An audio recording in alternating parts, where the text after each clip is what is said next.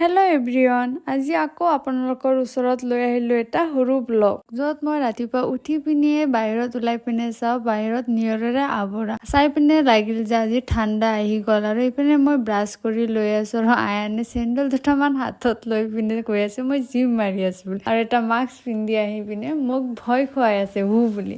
ৰাতিপুৱা খালী পেটত কুহুমীয়া গৰম পানী খোৱাটো স্বাস্থ্যৰ কাৰণে লাভদায়ক হয়, আৰু এগিলাছত মই গৰম পানী লৈ পিনে গৈ এগিলাচমান পানী খাই দিলোঁ।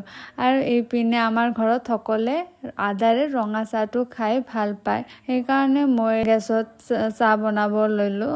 ৰাতিপুৱা খালী পেটত গাখীৰ চাহটো খালে গেষ্ট্ৰাইটিছ হোৱাৰ চান্সটো চবতকৈ বেছি থাকে। আৰু এই চাহপাতটো আয়নৰ পাপাই দাৰ্জিলিঙৰ পৰা আনিছে, আৰু ইয়াৰ কালাৰটো ইমানহে ধুনীয়া হয়। চাহটো হওঁতে মই এইপিনে কেইটামান সৰিয়হ লৈ পিনে পানীত তিয়াই থৈ দি আছোঁ, কাৰণ ইভিনিঙত মই সৰিয়হ পিহি পিনে মাছ বনাম। আৰু চাওক চাহৰ কালাৰটো ইমান ধুনীয়া আহিছে, আৰু কেইটামান বিস্কিট লৈ পিনে মই এতিয়া যাম বাহিৰত। চাহ লৈ পিনে আহি গ'লোঁ বাৰান্দাত আহি পিনে চাওঁ বাহিৰত ৰ'দ ওলাই গৈছে, আৰু আয়নে চাহটো খাবলৈ লওঁতে আকৌ কৈ আছে মই চাহ নাখাওঁ, মই মেগী খাম। এইফালে চাওক আহানৰ নানিয়ে আহানক ঝুলাই আছে, আৰু মই আহি গ'লোঁ মেগী বনাব, কাৰণ আয়নৰ এতিয়াই মেগী লাগে। সেইটো আয়ন মোৰ ওচৰতে বহি আছে, আয়নে কৈ আছে মা সোনকালে মেগীটো দিয়া, মই মেগী খাব মন গৈ আছে। এইপিনে চাওক আয়নে কিমান মজাৰে মেগীটো খাই আছে, আৰু কি টানি খাই আছে। মই আয়ানক ইমান মেগী খাব নিদিওঁ, যেতিয়া সি বহুত জবৰদস্তি কৰে তেতিয়াহে মই মেগীটো দিওঁ।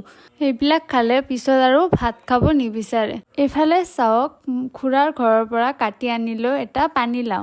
আয়নৰ পাপাই পানীলাওটো খাই বহুত ভাল পায়। আজি মই চব্জি বনাম আয়নৰ পাপাৰ কাৰণে, আৰু আমিতো ইলিচ মাছেই খাম। আৰু এইপিনে চাওক আয়নৰ পাপাই ভাত পানী খাই লৈ পিনে ওলাই গ'ল কলগেছিয়ালৈ, আৰু মই তাক বাই দি দিলোঁ, কাৰণ আমি আজি যাম বৰপেটা মাক লৈ পিনে ডক্টৰৰ ওচৰত।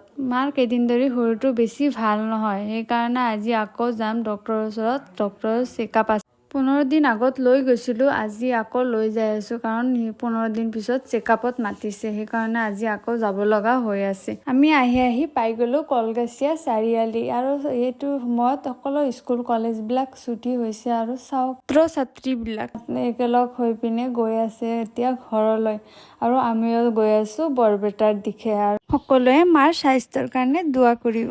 আৰু এইখিনিয়ে মোৰ এটা সৰু ব্লগ। যদি ভাল লাগি থাকে লাইক কমেণ্ট আৰু শ্বেয়াৰ কৰিব, আৰু ফেচবুকত হ'লে ফ'ল' কৰিব, ইউটিউবত হ'লে ছাবস্ক্ৰাইব কৰি দিব। Thank U.